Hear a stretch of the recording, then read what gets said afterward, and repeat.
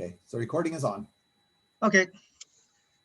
Everybody, thanks for joining us for the next Coach's Corner in the CORA video conference series.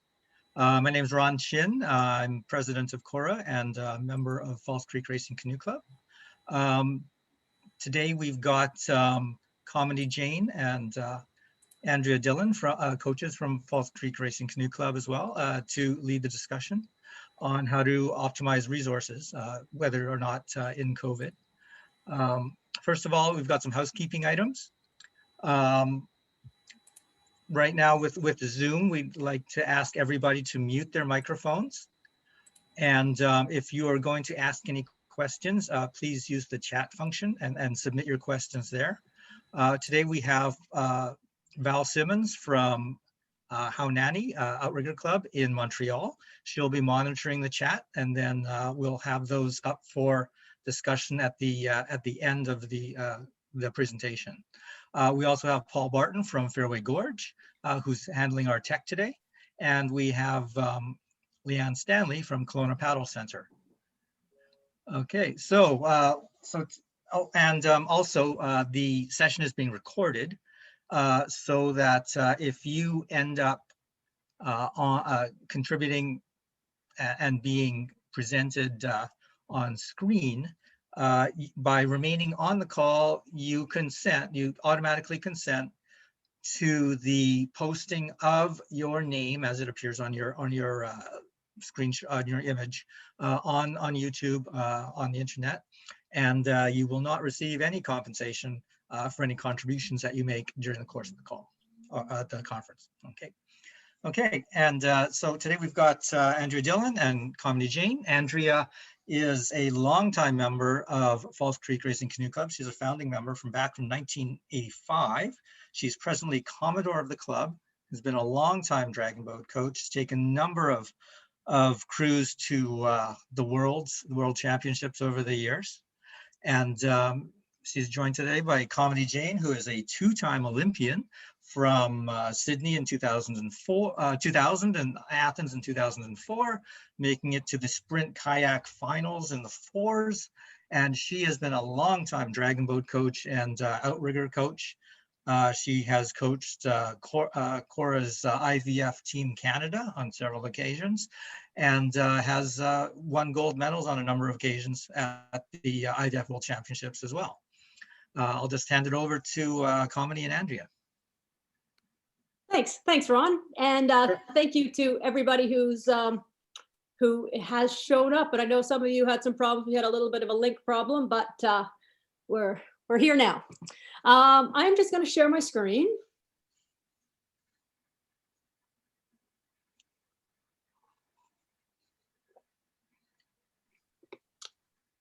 And I am just going to pin Andrea so that I can see her. There we go. We've worked out hand signals to get through this. So we're going to be talking about making the use of different resources, being able to identify what resources there are, and knowing what may suit you. Just a bunch of information about that. Now, with the pandemic, there's a lot of people who are now new to OC1, or we're new to focusing so much on it. So usually we come into this time of year and we start focusing on our crew boats.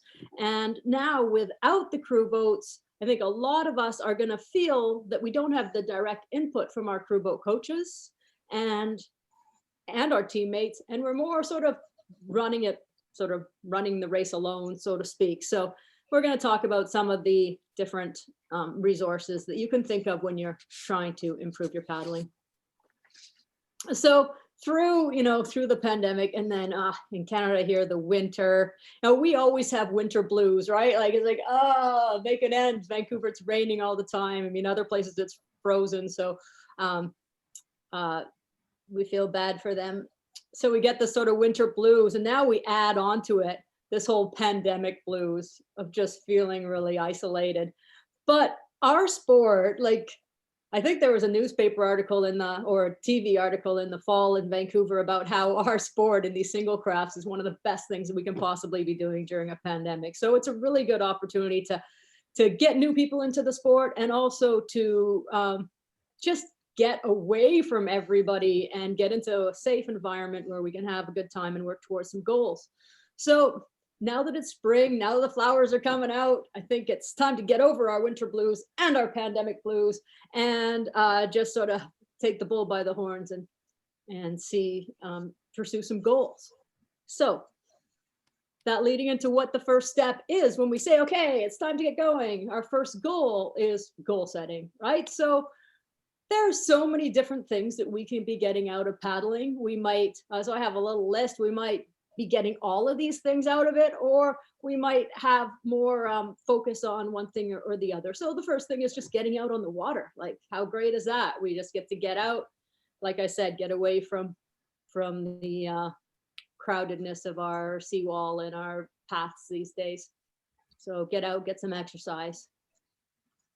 You know, when we're doing that, I think we all want to feel competence in our sport. So when we're new at it, that's definitely a goal, you know, just not always feeling like we might fall in, but how do we actually feel really comfortable and start to feel like, oh yeah, I know what I'm doing, at least some of the time. And then we start to say, okay, well, my goal is now I'm going to try to get faster. You know, maybe we want to stay on the getting in the water, the feeling competent stage, but I think most of us gradually get nudged towards the, okay, I'm out here now, let's get faster. And then we might say, oh, but now I want to be faster than this person. You know, so then we start getting some more competitive juices, and then we need to start looking at some more resources, obviously. And then I don't want to just be faster than that person. I want to race my very best. And then, okay, I race my very best. I know how to race my very best. I mean, that kind of consistency is a lifelong project, is racing your best. But once you get to a level where you usually race your best, then you say, okay, well, now how do I make that best better? How do I make my standard higher? So if we were kids, we would be supervised and guided through this whole process.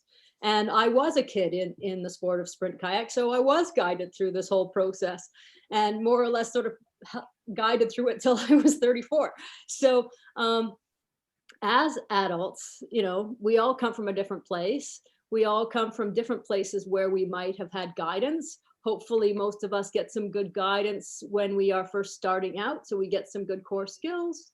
We might go it our own for a while, and then when we come back to racing and wanting to get better, then we start looking for more resources. But ideally, as we go through the whole process, we're just sort of seeing what resources we can do to make the most of our time. So, you know, kids, it's a bit sort of ironic, I guess. If we were kids, we'd be supervised and guided, but kids have like their whole lives to learn. We have more limited time to make, and both time and years. So if we want to make the best of it, we'll want to really have a good way to take advantage of our resources. So as we are evolving as paddlers, as somebody evolves into a racer, you come across the question is, am I doing this sport to participate, or am I doing this sport to perform? So if we're doing it to perform, we have a different mindset, we have a different look at our resources than typically if we're just doing it to participate. So, you know, for us, we each have to decide whether if we want to undertake this evolution. So do we want to move from participating to performing, or do we want to stay like, it's going to sound, maybe, I don't know if it's going to sound weird, but I somewhat envy the people who can stay in sort of a participating, really having fun, and after, you know, being so embroiled in such a high competitive environment and being really focused on performing. So it's not a choice, it's a choice. There's no better or worse decision. It's just we want to make the decision. And if we choose towards performing, we want to evolve into a performance state, and this requires competitive goals, and it also requires a conscious plan. Things don't just happen by accident. I mean, they can, but not as many good things happen by accident. You won't perform as well. So we've done our goal setting step. Now our next step is planning. How do we reach that goal? and some components of a plan, some resources. Sorry, I shouldn't have said components of a plan. I should have said resources in order to execute a plan would be having training partners, having mentors, the use of machines or devices, having technical coaching, having training program, and having some general coaching. And I'm going to go through each of these. So,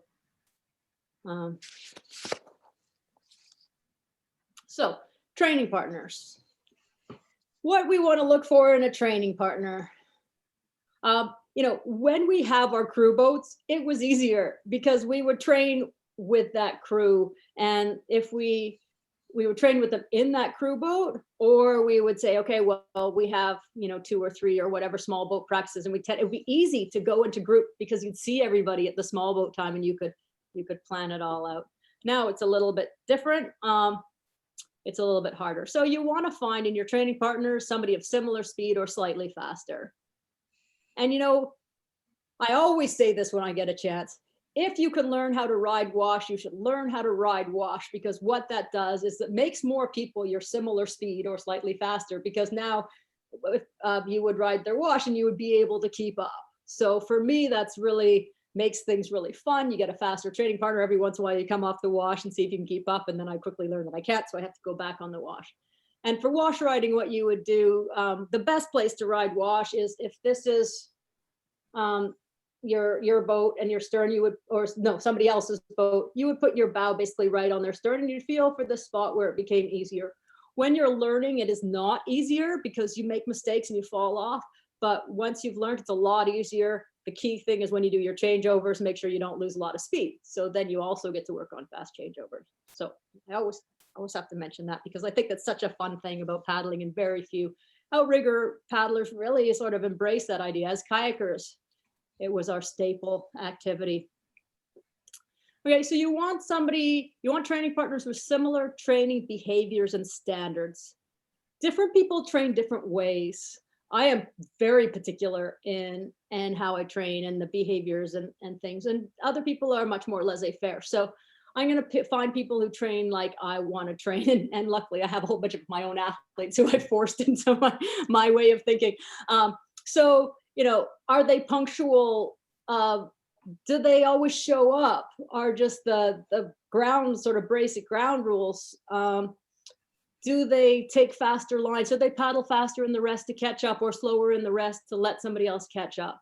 And do they have the same standards? Do they hold themselves to executing a workout well, or do they start talking in the rest and then sometimes miss the start? And in that way, behaviors and standards are variable. Similar height of goals. So that could say the same standards, but it means more like, what races are we training for?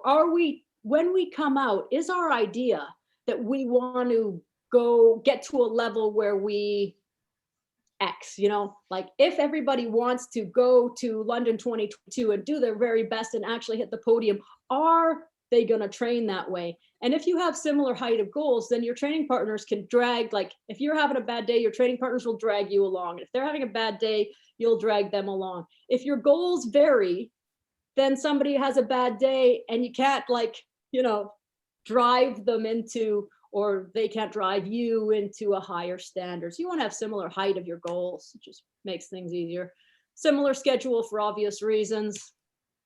You want to be mutually supportive. So if you're faster, if you're slower, it doesn't matter. It's how are we going to work this together. But there are a lot of people in our sport who train alone, and it could be simply because they have a strange schedule and they can't find anybody to paddle with them. It could be that they come from a club where there isn't anybody. It could be because they have this high standard of training behavior and nobody else follows it, so they just train on their own. And all of that is fine. I spent a lot of years as a lone wolf training for the Olympics between 2000 and 2004, just because there wasn't anybody in my scope of people who were training for sprint at that level. So the question is it working for you though? Sometimes it does, sometimes it doesn't. sometimes it might be worth giving a little bit of your sort of independence in order to get some training partners, and sometimes it won't be. Okay.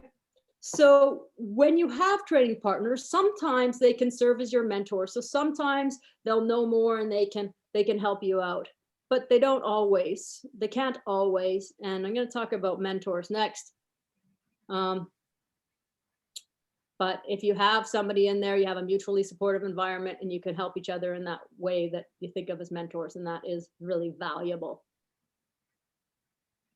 So a mentor is an experienced and trusted advisor.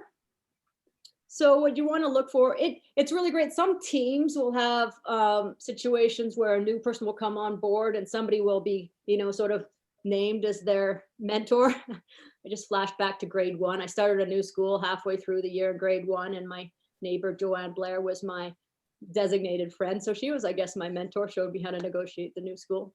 So in OC1, it might be a little bit harder to find them, but generally clubs, like people at Falls Creek, have sort of go-to people that they know can serve as mentors. So what to look for? Look for somebody with more or different knowledge than you. You might be a good sprinter, they're a good surfer. They kind of can become your mentor when you are trying to learn these new skills. Now, this is, as a coach and as a coach of crew boats, this is a key thing for me, is that ideally I would like my athletes to have if they're using mentors, to have a mentor with the same approach to me. I mean, so if I'm their coach. So if you have a coach, try to have somebody with the same approach as your coach, mostly meaning technical. It can mean some other sort of strategic things that you may integrate in your paddling, but more or less technical.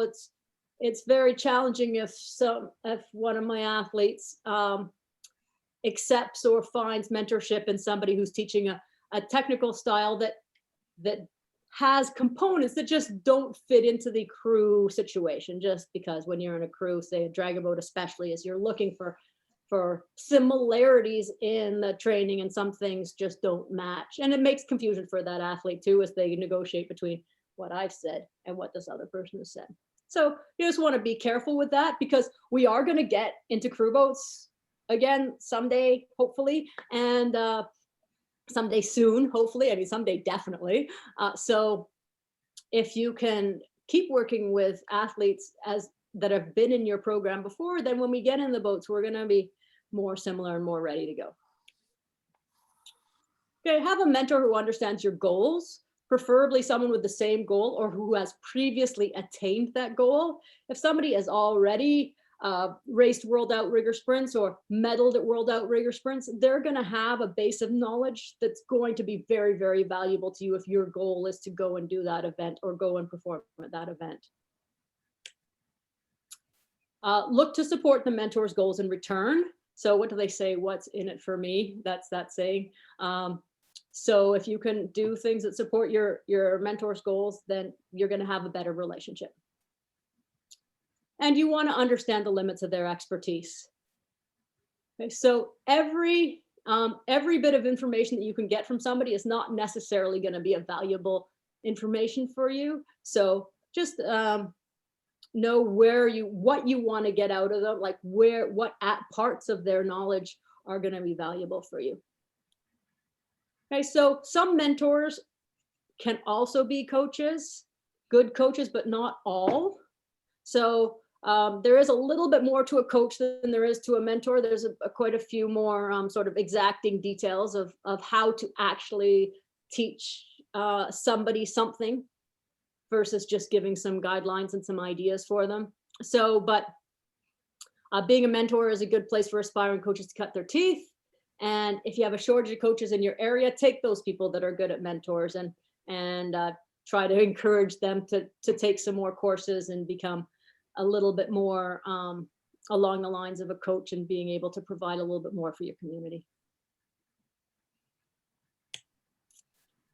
All right, machines. I was happy with all these M words that just sort of came out with machines. Measure, monitor, and motivate. So there's various different. I'm not a huge machine person, so it's not going to be a long conversation about various whole bunch of different machines. But one thing about them that I was thinking of as I was writing this was, this happens to me all the time. I use my GPS when I'm driving my car. So I use the GPS on my phone when I'm driving my car to go somewhere that I haven't gone before. And I think most of you will remember when we used to look up things in maps. When we used to look up things in maps, we would look them up. We would know, we'd get the landscape of where we were going to turn and stuff. Now, if I do it on my phone, I wait for the little woman to tell me, and she usually tells me too late. So because of the sort of lag in the GPS, she usually tells me too late, and I usually have to go do a U-turn or go around the block because I missed my last turn or one of the turns. So that's a super common thing with the GPS.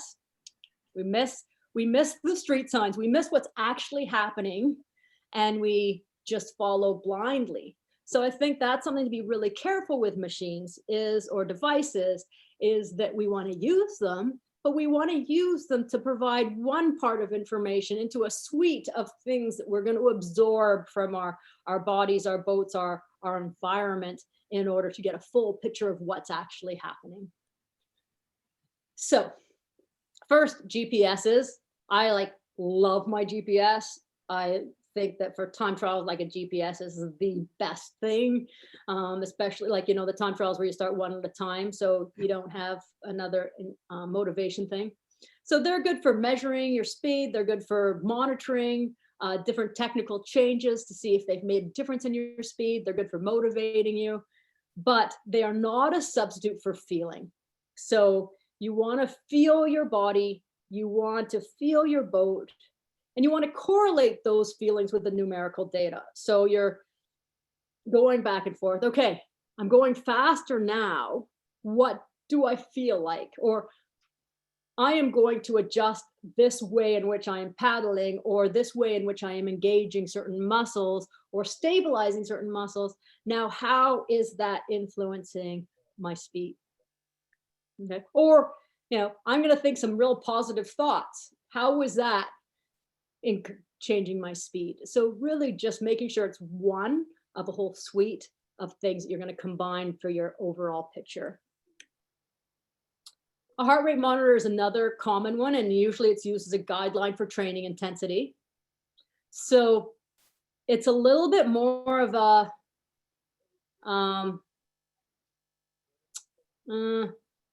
it's not as sort of accurate isn't quite the right word, but good isn't the word. Measure as a GPS. It's a little bit more, our heart rate and where our heart rate is at a certain point is variable depending on various states of our body. So it's not as perfect, but what it is good for, a guideline for training intensity.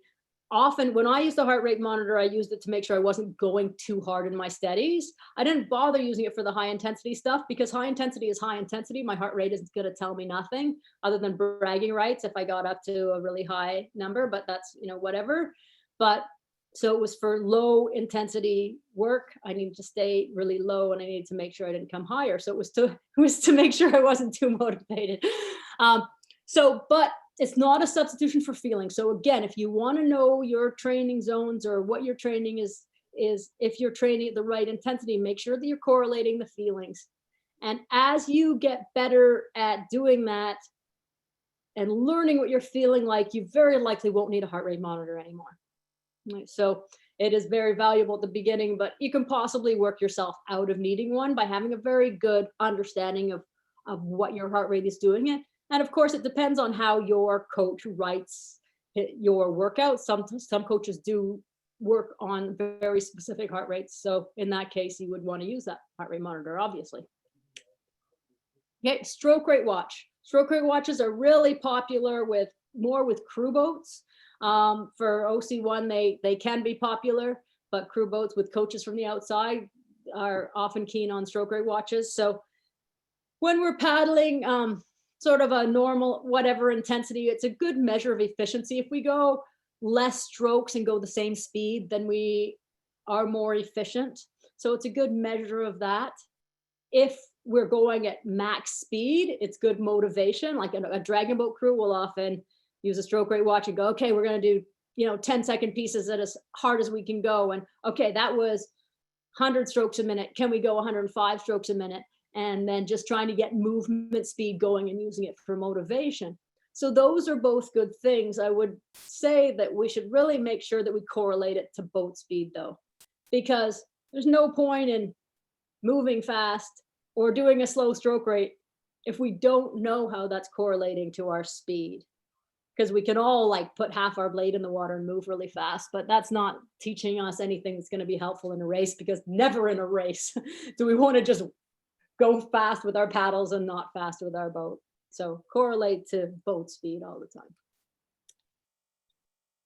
And watches, the simple watch, the simple like Timex watch. And as a kayaker, as a kid, we always had our watches.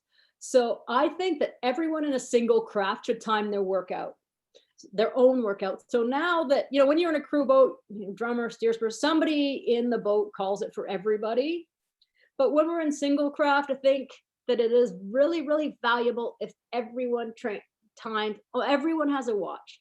And, one reason is that if somebody doesn't have a watch, somebody else has to make sure they talk loud enough, has to make sure they're giving enough warning, has to use their own breath, has to distract themselves by calling starts, various things like that. But also the person who actually has brought a watch instead is able to know, okay, how much time is it before my next piece? What does my state of readiness need to be? How much time do I have to catch up to the person behind me? Or how much do I have to slow down for the person to catch up?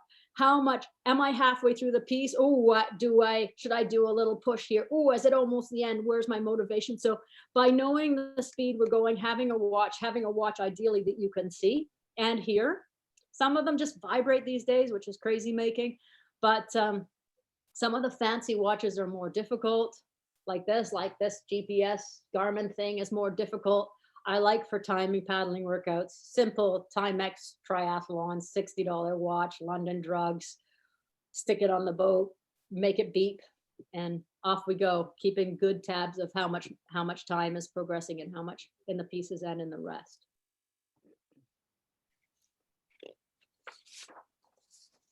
All right. Technical coaching is another thing, another resource we can look for. So if we're looking at informal tools, there's lots of information available for us. We can go to the internet, we can go to YouTube, we can learn. There's lots of good YouTubes out there of technique, but I would say there's probably some that aren't so good. So you want to interpret the information, know who's giving it, but also try things out. You don't want to commit blindly to something you've learned on the internet. And often without the feedback of it, we often do this, right? We think, oh yeah, we have a picture of what we're doing in our head, and then we see video, we're like, oh yeah, that's not it.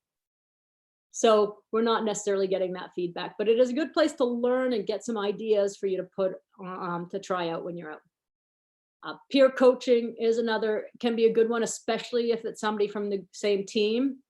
And if it's somebody who's good at it.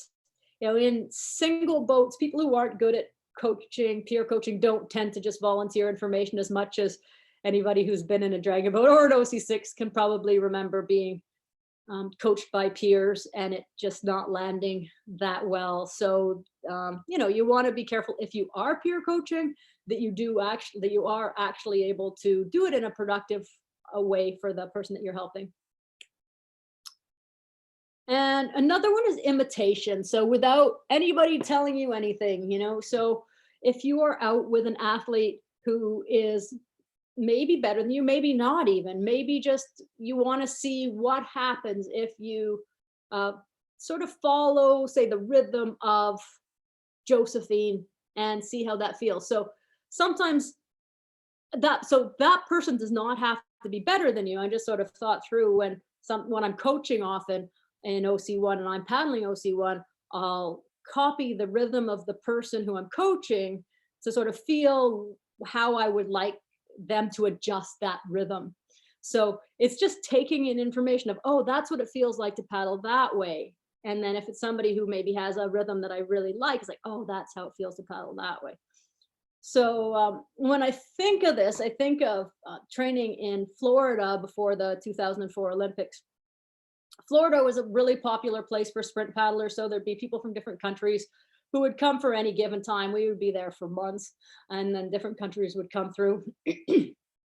And I'd paddled for 20 years, so I'd probably done 100,000 kilometers easy. But I had an epiphany of year 20.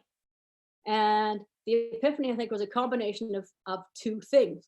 One was asking a paddler named Richard Dober, asking him about the rhythm of their club, because their club all paddled in a sort of like in a little minor unique way from the rest of us, but they all did it. And their coach, Fred, and they had really good starts and they had really good success. So I asked him a couple questions, and then I combined that with going out. There was a paddler named Antonio Rossi from Italy, and he was, since 96, 2000, 2004, he was one of the best, most successful strokes of crew boats. So the seat one in a K2 and the seat one in a K4. So when somebody is continually winning in their crew boats and they're the stroke, you think their rhythm, I want to know what their rhythm is. I want to pretend I'm in a K2 with Antonio Rossi. So yeah, there was a couple times in Florida, but the one that comes most to mind is, okay, so he was paddling by and I turned and we paddled like this, and I said hi and he said hi because we were just doing our cool down. And then I turned and I paddled behind him and I copied and I copied and I copied. And then after a couple minutes, he turned. And then I got busted and it was embarrassing.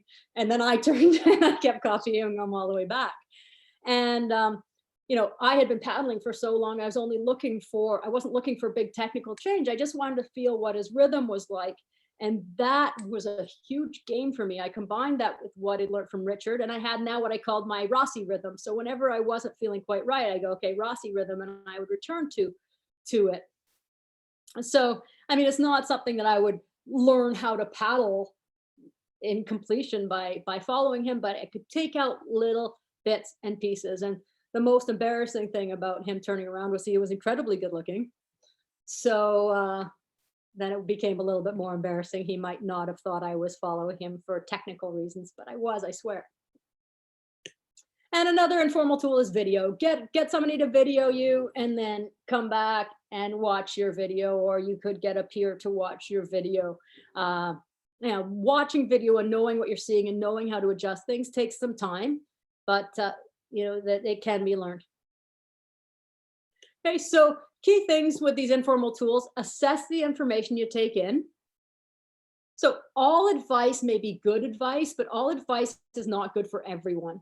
So if somebody's going to give you advice, be like grateful that they have taken the time to give you advice. Or if somebody's posted something on the internet, be grateful that they have taken their time to do that for you. But that doesn't mean that it is going to be valuable to you. So you want to be able to sort of filter through, try things, and then make decisions one way or the other. Okay, so you know how to filter or personalize the information that you're getting. Okay, the other thing is more formal coaching. So you might have a coach, and we're lucky in Canada. We have lots of our clubs we have awesome clubs, and we have a lot of coaches at many of the clubs. And some of the smaller clubs have the most passionate coaches I've ever seen. So maybe they're a bit overworked, but look at your club, look for your region, and you may find a coach that you can work with on your technique.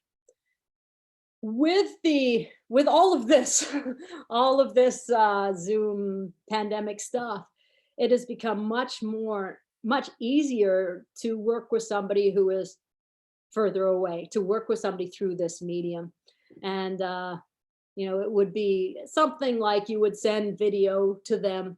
They would put it into their coaching program that they use, likely on an iPad, and they would share the screen, much like I'm sharing my screen with you now, and go through the video with you and suggest different ways. And then you go off, try them, and then come back and sort of do some sort of repetitive thing like that to work towards your goals.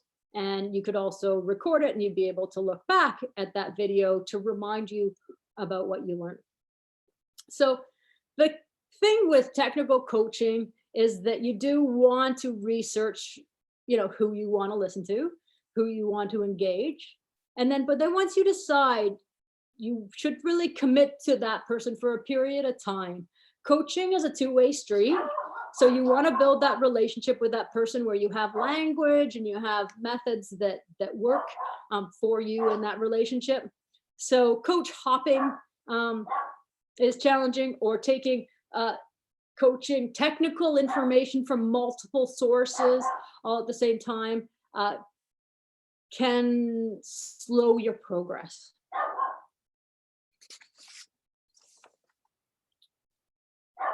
Okay, so training programs. My dog has decided something interesting is happening. Training programs, what to do when. So when we have, it is fine just to go out on the water, do whatever you want, just whatever you feel like that day. That's how I run, whatever I want. But it's not moving me towards any kind of goal. It is just exercise for exercise's sake. So when we have a training program, it provides us with a number of things. But what I think as a coach, one of the things that I see that a training program provides for my athletes, aside from what else I'm going to talk about, is it creates athletes who can plan. So when somebody, sometimes you need to learn what that is to plan, and planning is imperative to racing well. There's so many little components to get in place. And that's what we're talking about here, is how do we plan to get these components in place. So, but training programs also, they create motivation. I don't have to think about what to do. I know it's going to be so good. And yay, I have athletes who say, I did every workout this week, or I've done every workout since that you've given us since, the new year. And, even when it's been cold and rainy. So just that sense of accomplishment and motivation. It provides consistency. Okay. So I'm going to do, it's going to be spread out versus sort of binging on training and then not doing anything. So helps with that. Obviously, it helps drive physical improvement. It should give you appropriate loads. It should work appropriate energy systems and provide variable technical demands. And it'll maximize race readiness, getting you to do what to do when your race is coming up. Strategies, incorporating tapers. Okay, so where can we find a training program? Lots of club coaches provide training programs for their athletes. When we have crew boats, that's really straightforward because the athlete comes down and the coach tells them what they're doing. Now in small boats, maybe less people have access to that, but a lot of clubs will have avenues to provide that. Remote coaches, there are different people who provide training programs for different goals. You could take coaching development courses to be able to be better at writing a program yourself. Other self-learning, books, internet. And you can tag along with somebody else who has a training program. The challenge with tagging along is that if you're, say you have Dennis, you tag along with Dennis on Wednesdays because when Dennis goes out, it suits you. But Dennis also goes out on Monday and Friday, and he has a training program for 3 times a week. But you just go out on the Wednesday.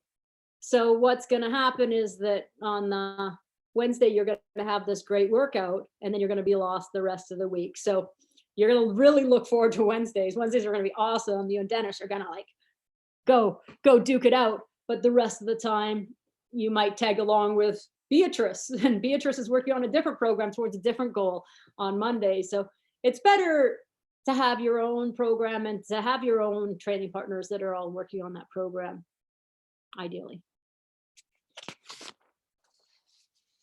So, and then lastly, there's all, like I've been saying, there's all sorts of things we know. We ideally know in order to maximize our performance. I've just sort of put the umbrella, general coaching. So best performances require a suite of additional knowledge, like mental training, nutrition, dryland training, equipment and equipment care. So a lot of these things we would have absorbed from our crew boat coach.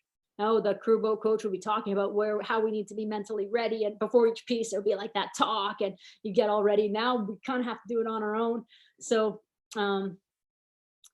that's just, that list could go on and on about all the other things that we could get out of general coaching. So resources for that, again, club coach, remote coaches, mentors, courses and seminars, self-learning like the internet, and trial and error.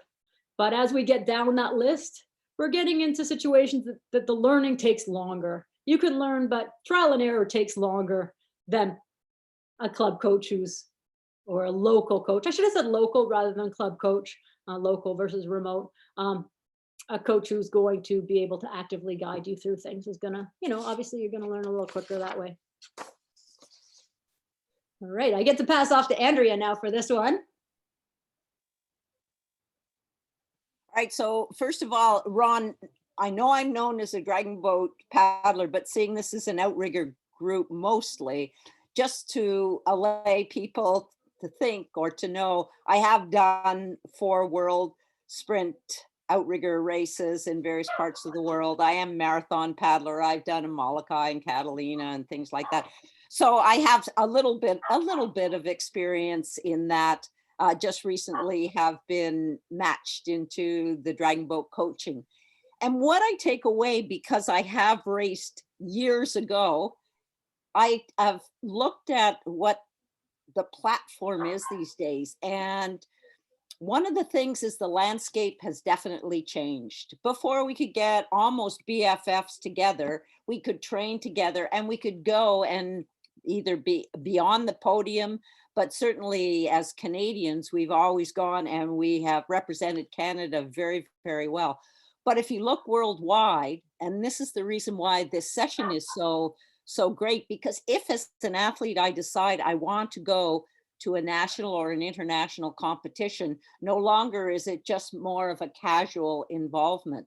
I believe that the resources, some of the resources that we've put there, and being honest with yourself, to achieve that, you're going to want to make the commitment, realize what it's going to take, and actually spend the time and effort, and in some cases the money to get where you want, if that's truly what you want to do.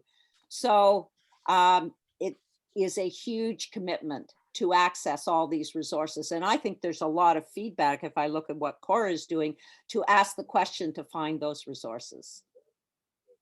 And then the next slide, the longer you commit, and as Kamini says, the longer you commit for, the shorter your race. So in other words, gone almost are the days where I can come in and say, 6 months from now, there's a world championship. I want to go there and I think I can be on the podium.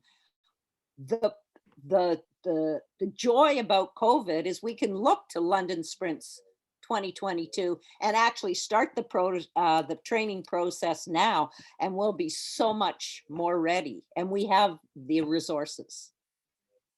I think that's my slide.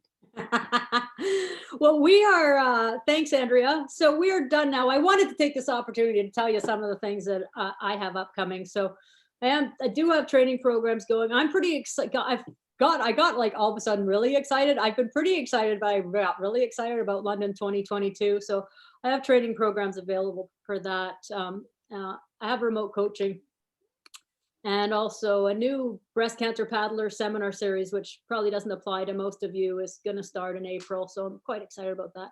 And most pertinent to you is I'm working currently on an OC1 specific seminar series. So hopefully I'll have the information for that available soon. So the information for the top 2 are on my website.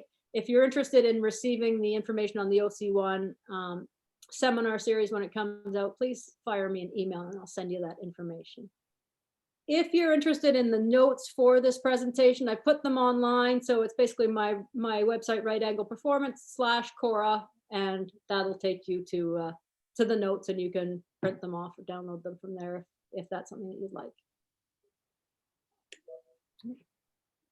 All right, and hopefully there's some questions. Oh, there are. Have we got questions? Okay. Yes, for it, we Leanna. do. So first of all, I want to thank Andrea and Kamini for taking their time today to join us, to have people of your caliber and your experience joining us in this CORA Off the Water series is just fantastic. It just is a testament to the expertise and the generosity that we have here in Canada for people like you to volunteer your time to come and share with everybody. And we've hit over the 100 people mark online today. So this is fantastic. This is the best attendance we've had so far. So that's, again, just a testament to how valuable the information that you two have to share is for us. So the first question we have is coming from the chat. If anyone else has questions, feel free to raise your hand. You can do that by going to the participants tab and then the raise hand section. Or if you're in a different version of Zoom, I think there's a reactions button with the raise hand, and then we'll slowly work our way through. But we have a question in the chat right now from Lisa. She says, thank you for this presentation. It's very applicable. She says, what would be some evaluation tools, techniques, processes, etc. to access or to assess a potential mentor or training partner's technique relative to your coaches? In her experience so far, and definitely not as long as yours, different individuals may state the similar advice in a different way, and there could be potential learning opportunities for all involved. Andrea, can I answer that one? You can answer that, and I can always add in if I need to. Okay. Yes. I mean, that's one of the things that I find with coaching, which is so interesting, is that I'll say something. For example, Johnny Pukea, he came and did we had him come up and do a conference with us, and he did an awesome thing on technique, and then a bunch of my athletes said, oh, that was great, but it's so much different than what you say. And I was watching the whole same presentation going, oh yeah, this is basically what I say, just in like new words.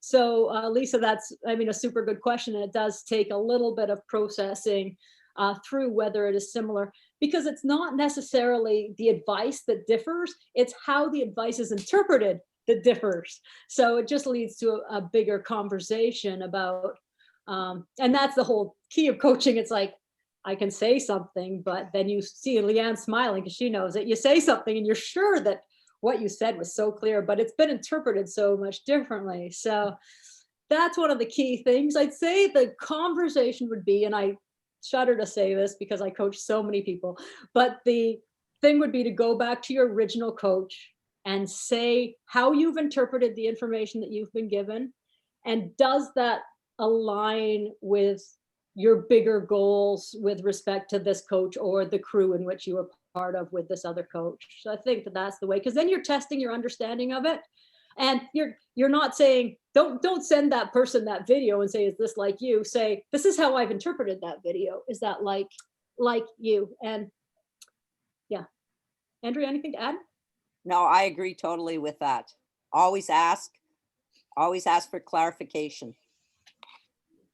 And it's great when you have athletes that are like, oh, I heard Kamini speak, or I heard Johnny speak, or I heard someone speak, and they said this. And I'm like, as a coach, I've been telling you this for years.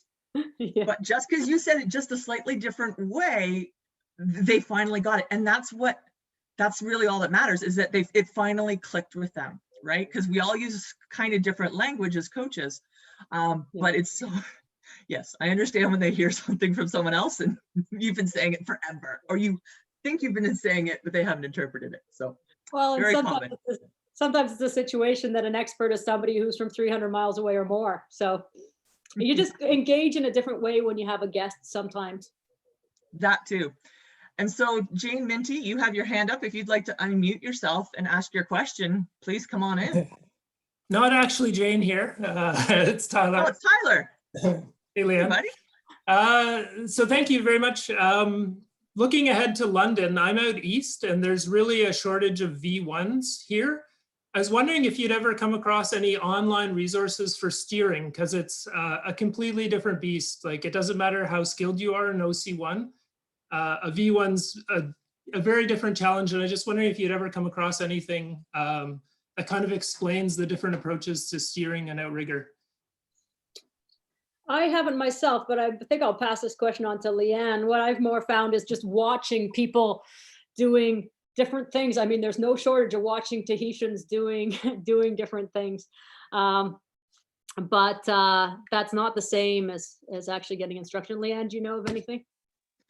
Yeah, Tyler, you did pretty well this summer when you hopped in one for the first time and did, 18K. So luckily it was a calm day, but this is one resource that's pretty good. It's Steve West's book from Canoe Culture. It's V1, a paddler's guide, and there's a whole chapter on steering itself. That's a pretty good read. And then there's also, like, once you kind of have a background of really what the rudder does in a ruddered boat, and then how you can use your paddle, a lot of it's trial and error, but coming through some of the fundamentals that a coach that's familiar with V1 and different steering techniques, you can then move on and go play. Anley has said in the chat that Vesna Radinovic, from my girl from New Zealand, she does lots of videos and personal coaching as well, especially specifically with the V1. I know some of us that have traveled around a little bit have had clinics in Tahiti or New Zealand, Australia, with certain coaches that specialize in V1 as well. So you can also just put it out there and try and find a remote coach that specializes in V1, or a local coach if you happen to have one. I know I've got a couple sessions lined up with some paddlers already for V1 when we're allowed to travel in the province again. But that's one. My only question is, Tyler, what, you do have a V1, am I correct? No, that's the challenge. There's only about 2 in Eastern Canada that I know of. So a transition boat might be a marathon boat just to learn about steering. You can go in with a partner, but it tells you a lot about the feel of the water. And anything in steering is like having a quiver of tools. So you use them at any different time. So you don't have a V1, that's your next best, or you just hack off the rudder off of somebody's OC1. They might be a little mad at you, and then you try and go from there. But that might be a suggestion as well. Thanks. Taking off, like we all, I say we all, meaning like my people, that like area down here, we all started by taking rudders off of OC1s and paddling that way. And we did more donuts than you do when you're in a real V1, but that just meant that our skills got better. It meant that you had to be that much better. You had to anticipate that much better. So it's harder, and harder can be good. So we just took off the rudders. When I coached V1 down at Falls Creek, last summer I said, I'm going to start people in sea lions without rudders, because I actually want them to be forced into noticing what happens in their boats. And we did do lots of donuts, but it worked really well after. And plus we had more boats that way, right? We only have one V1. So then that worked out well. All right, thanks, Tyler. And I second what Andrea said about marathon boats. That's one of the reasons that I get along in V1 quite well, is because my background's in marathon as well. Bob Anderson, hi Bob. He says, is the GoPro useful for self-evaluation? Sorry, I wasn't listening because I had a private message, so I got distracted by the fact that somebody sent. Dawn, can you send that message non-privately if you want me to answer it? And then Leanne, can you say that question again? Yeah, our friend Bob Anderson wants to know if a GoPro is useful for self-evaluation. Oh, Andrea? Well, that's a good question. I would say, yes, it's one more resource to take. I don't think it's the only one. It depends what you're looking, Bob, to get out of that particular piece. Because what a GoPro properly put on the boat can actually show you what's happening with the run of the boat. At the end of the stroke, is your boat stopping? All sorts of things. Or if you're out in some waves, are you actually maximizing when you get on the wave? So yes, it can give you valuable information, but certainly I don't believe it's the best as far as visual. It's often far better to be, if you can get someone to video from outside the boat so they can see either side, and from the back, and perhaps even from the front of the boat, if you have a coach boat or maybe an OC2 with somebody filming. Kamini. Sounds good to me. Leanne. Completely agree with what you said. It's the angles are really hard to see on a GoPro, and it can make you think you're doing something that you're not, or vice versa. But it's, for some things it can help you see, but again, if you don't necessarily know what you're supposed to be looking for in terms of what your coach wants you to do, it can be just fun to watch yourself sometimes, but not so much. Alrighty. Next one, Karen and Jimmy. I don't know if the last name is Lethbridge or if you're from Lethbridge. They're They say from- style versus technique. Do you guys want to unmute and expand on what you're asking there? No, it wasn't an ask. It was just a chat about the difference between style and technique in coaching. That's all. Alrighty, thank you for pointing that out. Leanne, right. I got a question from Dawn that I'll just say out loud. She sent it to me privately. She said, if you were a lone wolf with Zoom, email, etc., is it possible to be effective by having a mentor in a different city or country? I think definitely a mentor is somebody that you're just bouncing questions off of and ideas off of, and they can be anywhere. Ideally, they're there to see you paddle, and then maybe they could give you advice, or you can copy them. But yeah, if they're not, you just learn from. It's basically learn from them what you can learn from them, and if they're somewhere else, then that's fine. So I'll Nice. start the one on style and technique and then pass it over to Kamini and then Leanne. So Was that a style, question? sorry? Was that a question? I thought that Karen was just making a. No, I referring thought she something was to- asking for the difference. Karen, Go ahead, Andrea. It'd be great. Yeah, give the difference for everybody that's listening, because there is a difference. there is a difference. So a style is how you accomplish moving your boat the best way you can. Technique is there's certain parts of how to accomplish that, whether it is the entry of the blade into the water, maximizing the pull, exiting the speed of the exit. All of those can be adapted. All of those are placed into a style. And each individual, because of body size, fitness, strength, will have perhaps a different style in order to accomplish a certain speed. But technically, what I certainly see from a lot of coaches is technically there are a limited ways into what you have to achieve when you put the blade in the water, how you pull the blade, etc. So that is the main difference. Kamini. Yeah, I would just say the technique is like your checklist, like your list of components. And when you're coaching or especially coaching a team where you need everybody to be very similar, you're going to know in your eye what are more sort of cosmetic differences versus the real practical differences. Alrighty. There's just a comment here from Dan saying that Don Irvine did a great V1 seminar at False Creek a couple years ago. It was really useful, and he's hoping that he could do an online version at some point. Well, someone can talk to Don, and I won't see him for a couple weeks, but we can always mention it. And often I find with V1, in person is so much better because you need to feel what the boat's responding to. Like, we can talk technique, we can do it, but it's all just jargon until you actually feel that water flowing past your paddle kind of thing. But yeah, talking about V1, that was brought up at one of our previous coaches panels. So it could be a conversation that we'll see again in the future. All right, Elizabeth says that their Dragon Boat Club just purchased an ocean outrigger. As this is new for their club, any suggestions or ideas of how they can introduce and utilize the OC for our members? Elizabeth, if you go to the CORA website, there's a conversation about this from 2 weeks ago. The recording is up there. We spent an hour and a half talking about this, but let's hear what Andrea and Kamini have to say on this topic as well. How can they introduce and utilize their crew boat, the OC, for their Dragon Boat Club members? Well, I would start with the clinic if that was the situation.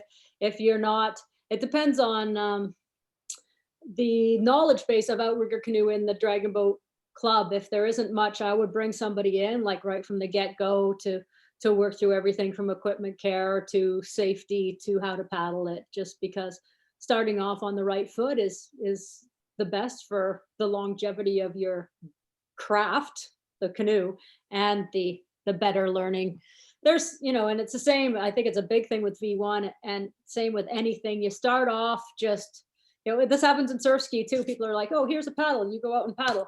And if you don't start off with some good foundation, it can be just difficult to catch up. And if a whole club starts off without some real sort of good parameters, it's just making for a longer road, longer, bumpier road. I agree. All right. I like this question. From Megan Roberts, can you talk about how you intend to blend the style of your athletes when returning to crew boats after we've all been training solo in different styles for over a year? Can I answer this, Andrea, or do you want to answer? You certainly can. So this is, how do I intend to blend the athletes? Is I intend these athletes to train with me from now till then. So I don't want my athletes going off and training with other places. There isn't really anywhere else to train. I mean, I love when they go off and train, with national team dragon boat in South Carolina or whatever, but those opportunities just aren't there. So so what I was thinking of, I've actually been asked a similar question for my 60 and over dragon boat team. They said, well, what do you think is going to happen when we get back in the boat? And I said, I think we're going to be awesome, especially the women, because I would go out and coach in the fall. I was coaching 3 groups of them back to back. And I had 22 women within those 3 groups. And we're all working on understanding how to move boats in the same way. So they're actually moving more towards similarity. If they all went off different places, then yeah, it would be a real challenge because they'd be taking in information from all over and basically not be paddling very well. But just to see them once a week and then have them work on the things, just to stay really conceptual and really sort of scholastic on what they're learning, then I really think when they get in the boat, they're going to be enthused. We're going to be able to talk about things at a different level because they're going to have had the feedback from their boats the whole time. But if you have athletes that don't take feedback from their canoes, if you haven't delved as much into actually teaching them how to assess the information that they're getting, then it's going to be a challenge. Things like national team dragon boat, where they may select based on single boats from all over the country, that's going to be a real challenge. But as far as my own athletes, I think it's going to be awesome. Andrea?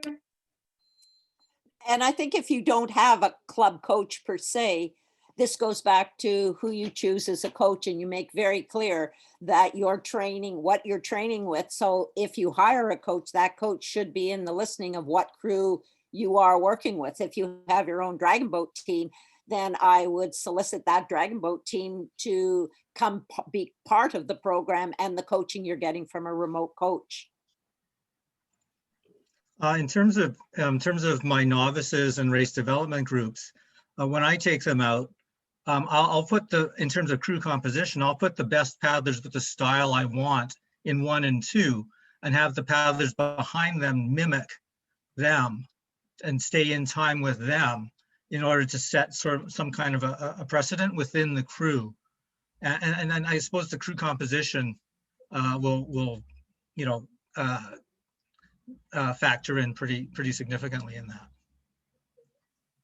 So kind of what I'm hearing from the 3 of you is that if your club paddlers have kind of been going out on their own, doing their own thing, now would be the time to start getting together in training groups on the water. When you can access water, sorry, Val, you guys are still iced in, but when you can get on the water, try and get together with people from your club or the people that you think you will be getting into 6-mans with, to start doing some of those things like Ron talked about and what Kamini and Andrea alluded there to as well.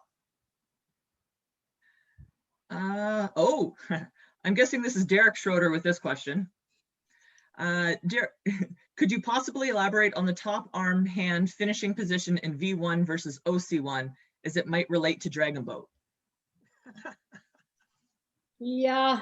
So, it sort of, if you're looking at a dragon boat top hand, there's quite a bit of variability throughout the country. So when we're looking at the higher level dragon boats, when we're looking at the lower level dragon boats, what tends to happen is top hands stay like sort of up here because there's backs there and there's this perception that they can't move it. So they get sort of jammed into this space and they stay up high, versus you want it to still push down and move with the body during a dragon boat stroke.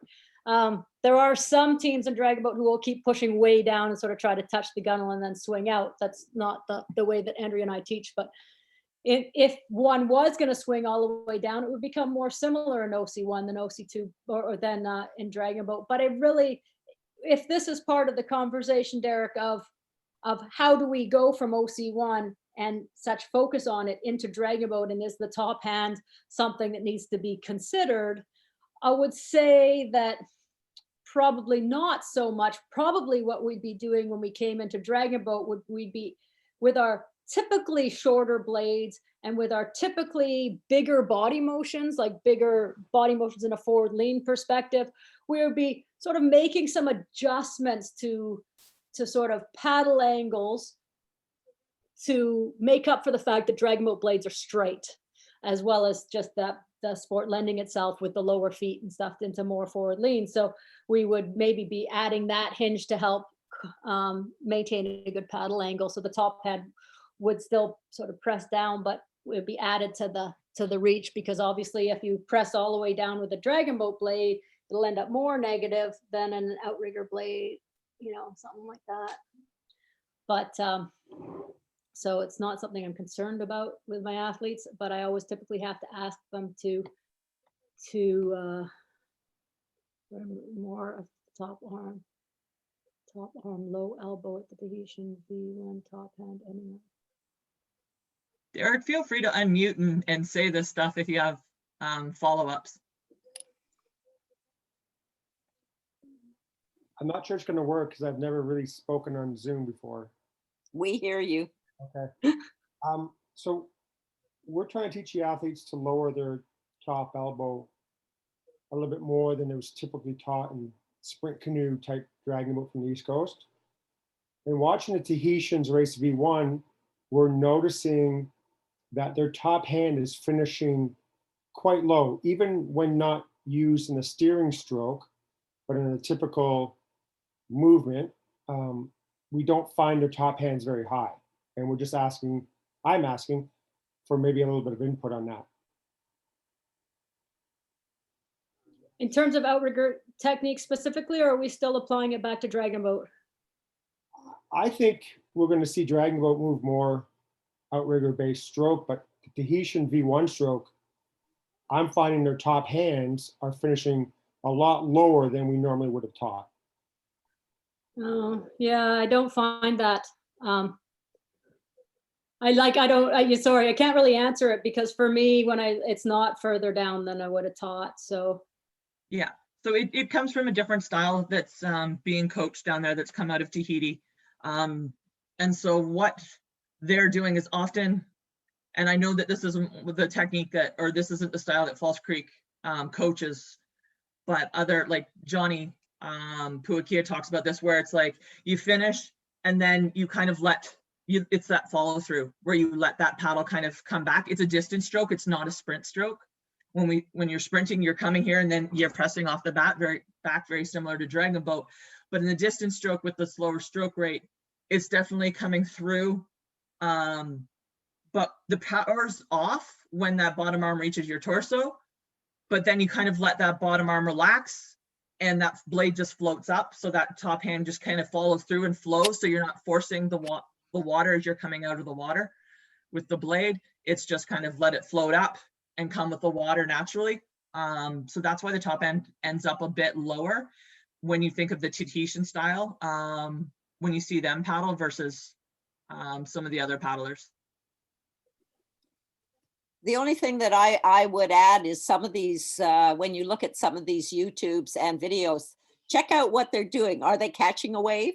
All of a sudden their technique and their range of motion and their recovery changes. Are they in a long, slow distance workout? It will change how their rhythm is, but I think you'll see that their body motion, the tension of the body, their range of motion will change according to what they're doing, but remains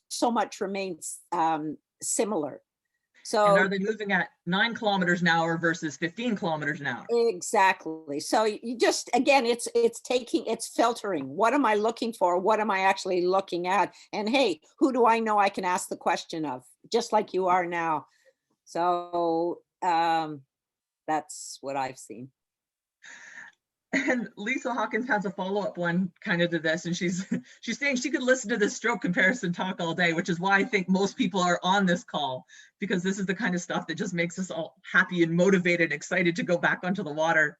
And again, sorry to folks that are still iced in that can't go out on the water. But she's got a question about, as many dragon boaters are hopping into outriggers for the first time, should they mimic their dragon boat stroke in the OC or focus on the best stroke for OC and know that they will have to address when they return to the crew, or adjust back to dragon boat stroke when they return to the crew?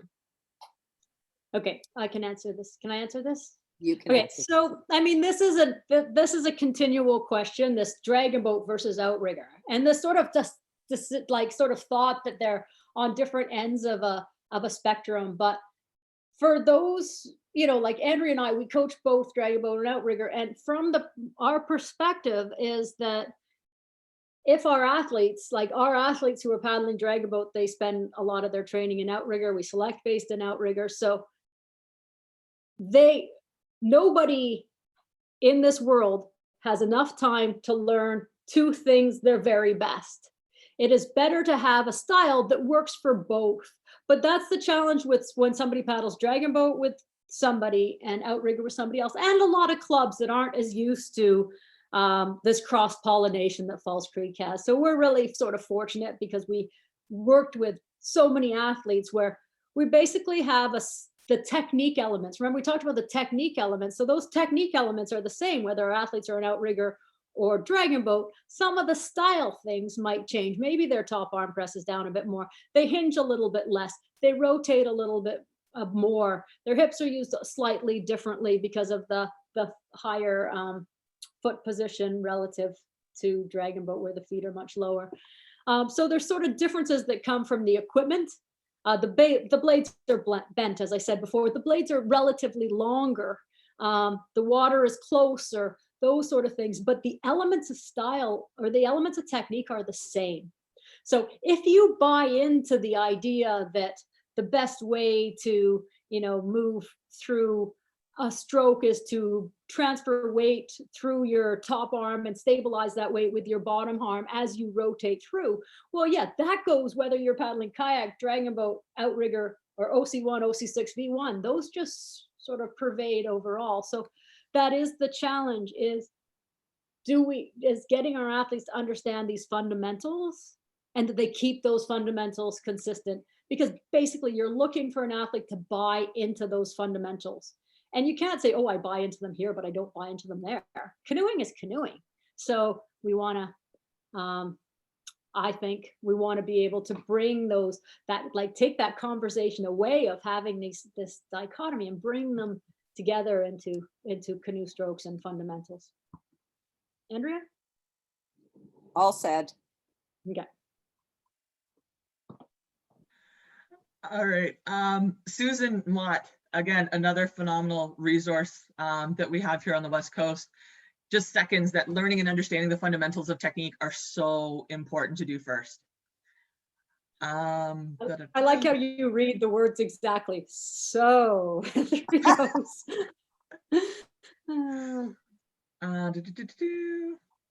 All right, so we've got a question from Stacy Wu. Are there books or online resources that you recommend for training programs, sprint or long distance? And she says, thank you so much for your time today. It's greatly appreciated. Thanks, Stacy. Tom, go for it. I don't have specific books that I would suggest. I would think that you could probably look up quite easily. I know I read, you know, books back in the 80s and textbooks and all sorts of things. I teach online courses for writing training programs, just finished one. So regularly, the Dragon Boat Canada course has some training program writing. So if you're interested in knowing when I'm going to offer my course again, you can fire me an email, Stacy. I can let you know. There's nothing there. Looking up looking up books, I mean, just go online and look through. Anybody have any recommendations of ones that they found that they particularly like? Perhaps you can put them into the chat.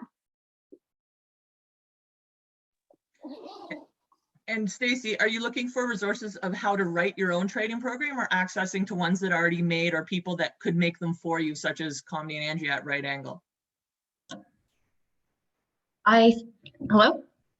Hello. Yeah, we can hear you. Hi. I guess I'm asking about like the science of training programs, and the science of paddling is what I'm interested in. There, like Tom said, there's so many textbooks out there. That's what my degree was in, kinesiology, in terms of understanding the body and its motions.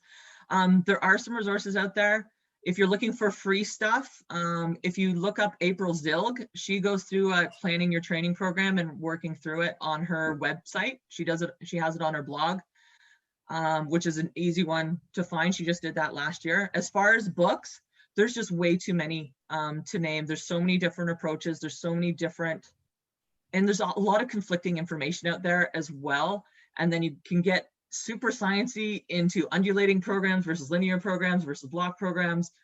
That, yeah, those of us that write programs, we have ones that have been time tested and continue to be revised. And then we work them for individual athletes in terms of what are your strengths, what are your needs, what's your timeline kind of thing. As Kamini said, she's got one that'll help prep people for the 2022 London sprints, if that's something that you're interested in.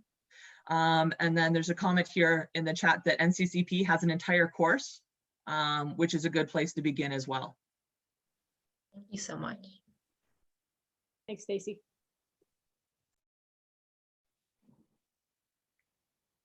Any other questions? You've got these two lovely resources here, full of knowledge.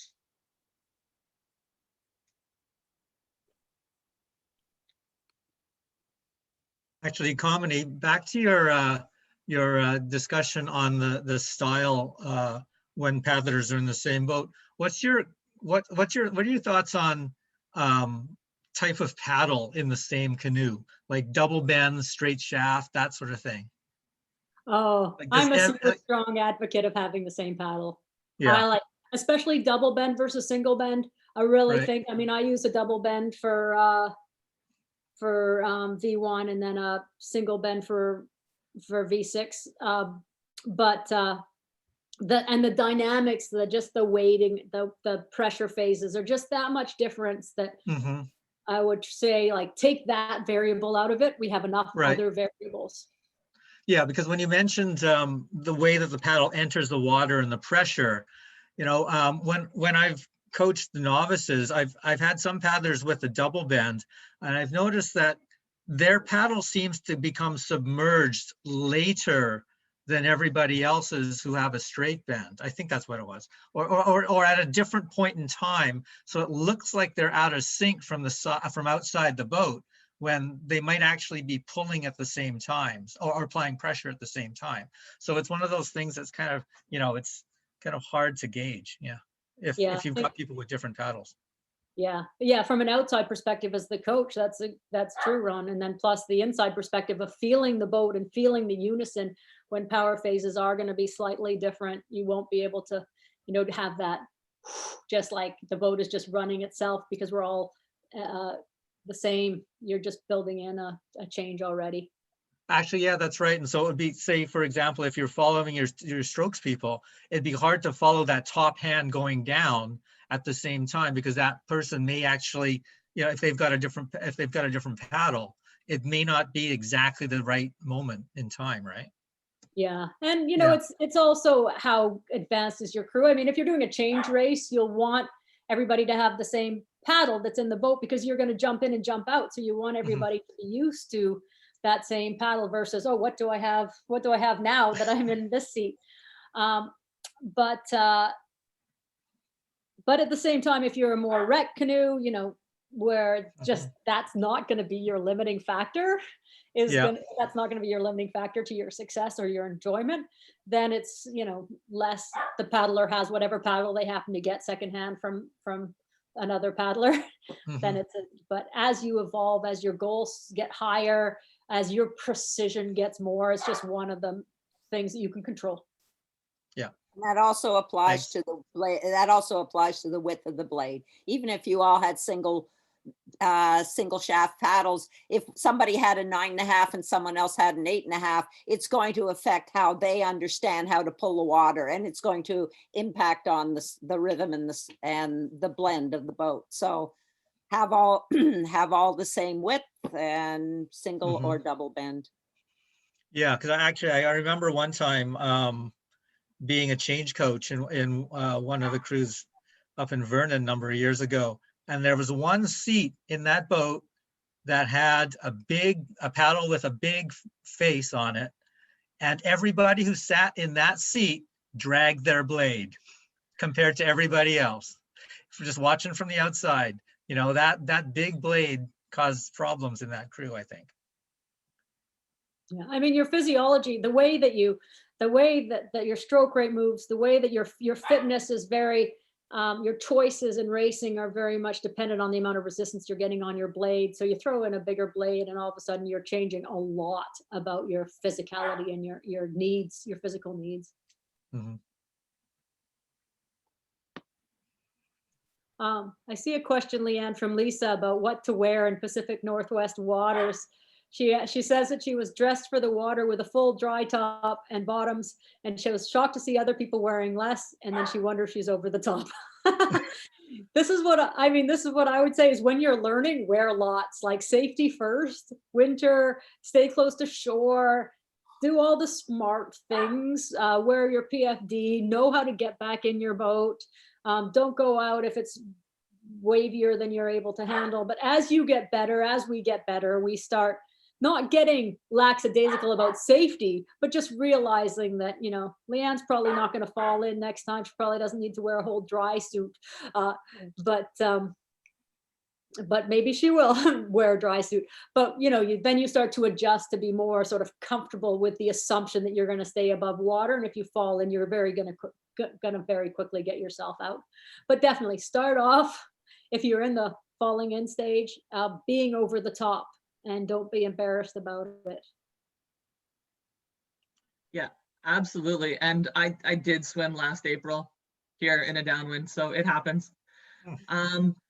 There's some great feedback coming back in the chat there, but folks, it is 5:26 and we need to wrap up. So I'm sorry if we didn't quite get to your question. There was one about paddle sizes, and there's a question from Dawn about marathon paddles being straight versus Tahitians.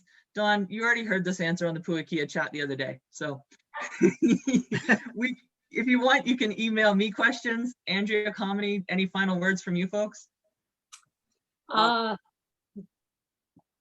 you go first. Thank you for coming, you guys. I thought those were some great questions. And we kind of had little tendrils of topics. So that was great. And thank you for spending your Saturdays, or whatever day it is for you. It must be Saturday for all of you. Yeah. Well, thanks for joining us, Kamini and Andrea. That was fantastic. Yeah. Very great talk.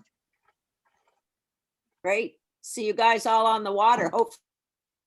Hopefully in team boats. Okay, so just to wrap things up, everybody, thanks for joining our latest Coach's Corner session with CORA Off the Water. In 2 weeks, we've got our CORA Town Hall. The format is that I guess the first Saturday of each month, it's Coach's Corner. And then on the third Saturday of each month, it's a Town Hall. On March the 20th, we'll be talking all things OC1. We'll have Bob Stewart, a seasoned veteran in the Vancouver area, joining us, who has owned a number of OC1s in his day. And he will provide some insights onto boats, and if you've got any questions regarding models of boats and that sort of thing as well. We'll, you know, it's a town hall, so you ask your questions, and you know, it may go into all the little any advice that people can provide, whether it's technique or little tips or tricks that people have with their boats. You know, bring them and we'll see if we can answer them. Ron, is there anything about the virtual race series that we need to talk about? Yes, we've got a virtual race series. We've had races in January and February. Next up is in March. Registration will be opening the third week of March, and it's hosted by Fort Langley Canoe Club, Latitude 48 Paddling Club, and Falls Creek Racing Canoe Club. All the proceeds from registration will be pooled at the end of the 3-race series and distributed among the 7 clubs that are hosting. And at the last CORA board meeting, we've also decided to have another race series for spring. And that will go ahead for the months of April, May, and June. So you can look forward to that one as well. And we'll have a number of different clubs as the hosts for that one. So the fundraising will go to different clubs for that one. Well, thanks for joining us, everybody.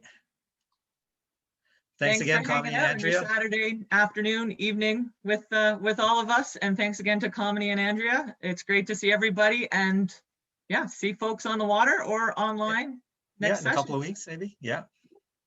Bye now. Thanks. Night, Bye, everybody. everybody. Thanks, Kamini. Hey, thank you.